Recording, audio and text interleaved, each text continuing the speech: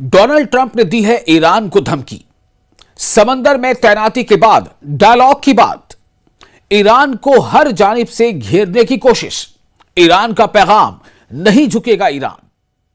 मोतदिल हो रवैया तो ईरान कर सकता है डायलॉग।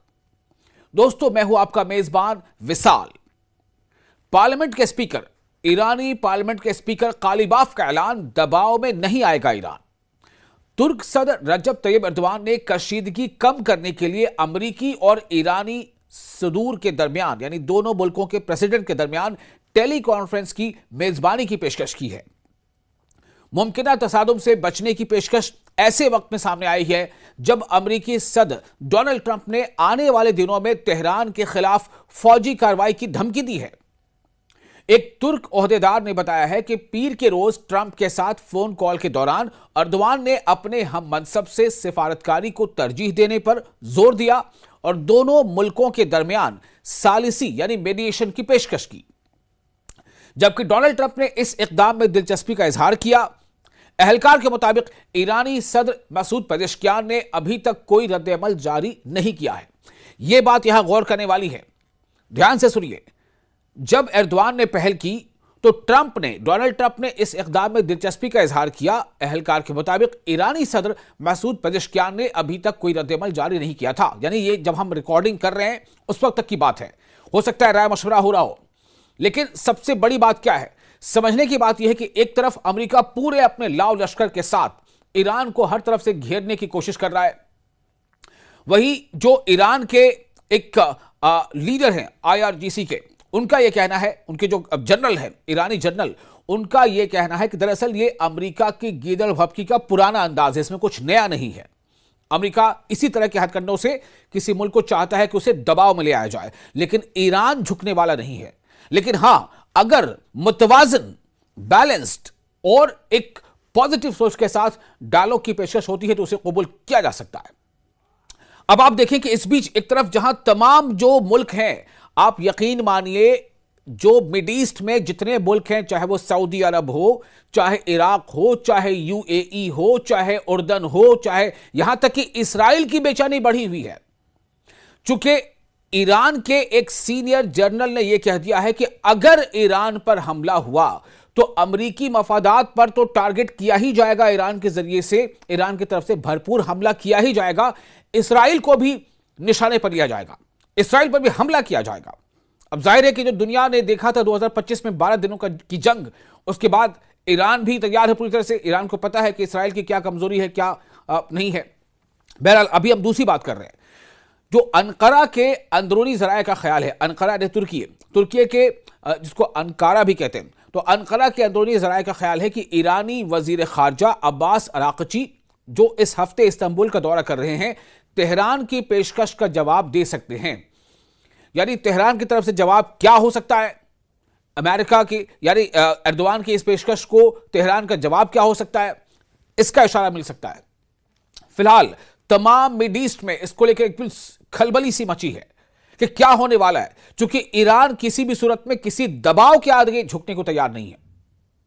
तेहरान के आला सिफारतकार वजीर खारजा हाकान फैदान के साथ दो तरफा मुज़ाकरात के लिए जुमे को तुर्की पहुंच रहे हैं।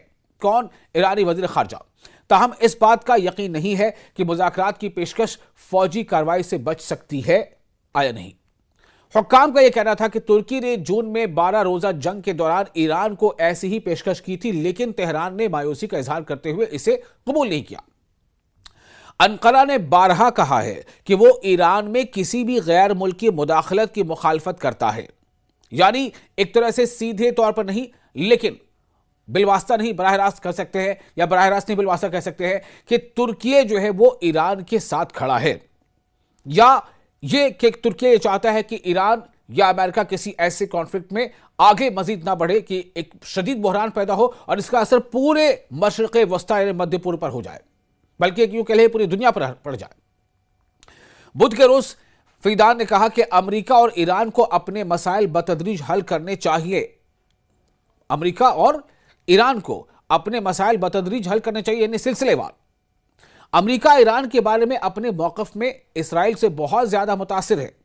वजीर आजम बेंयामिन नेतन्याहू तेहरान के बैलिस्टिक मिसाइल प्रोग्राम के साथ साथ इसकी जौहरी तहकीक से लाहक खतरे को खत्म करने के ख्वाह हैं। बहरान मुलतवी हल नहीं हुआ। अब आप समझे कि बहरान मुलतवी हो सकता है कि हो जाए, लेकिन क्या हल निकल आया? सवाल यह है। खबर यह आ रही है कि कशीदगी को कम करने की कोशिश में फिदान ने, जो उनकी कोशिश है कि अगर वो चाहें तो वजीर खारजा या ईरानी वजीर खारजा के साथ इस मामले में कुछ पहल की जा सकती है। तो कशीदगी को कम करने की कोशिश में फिदान ने ईरानी और अमरीकी हुकाम के साथ फोन कॉल्स और मुलाकातों का एक सिलसिला मुनक़िद किया, जैसा कि खित्ते के दीगर ममालिक ने भी किया है। ये वो खबर आपको हम दे रहे हैं जो बैक चैनल चीजें चल रही हैं। चूंकि खबरें ऐसी दिखाई जाए कि लोगों में सनसनी पैदा हो, उसको लेकर के बहुत तरह की खबरें आप देखते होंगे, लेकिन ये वो खबरें हैं जो बैक चैनल, ये कोशिशें चल रही हैं और इसमें सब शामिल है। अमेरिका भी शामिल है, ईरान भी शामिल है, तुर्की भी शामिल है, और भी ममालिक ऐसा चाहते हैं। तो तुर्की के हुर्रियत अखबार के एक कॉलम निगार हैं, यानी कि सीनियर सहाफ़ी हैं, उन्होंने अपना तबसरा इस तरह से बताया था कि उनका यह कहना था कि जुमेरात को जो लिख रहे थे कि अनकारा इस पैगाम को आगे बढ़ा रहा है कि सिफारतकारी ही आगे बढ़ने का वाहिद रास्ता है। उन्होंने लिखा था कि अनकारा का मकसद, यानी तुर्की जो चाहता है, तुर्की का मकसद बढ़ते हुए बहरान को कम करना, फरीकैन को दोबारा मेज पर लाना और मुमकिना फौजी मुदाखलत को रोकना था। सिफारती जो जराए हैं, जो सोर्सेज हैं, उनके मुताबिक इन मसरूफियात के बगैर खित्ते को एक बहुत ही मुख्तलिफ हकीकत का सामना हो सकता है। बहरान मुलतवी हो गया लेकिन हल नहीं हुआ।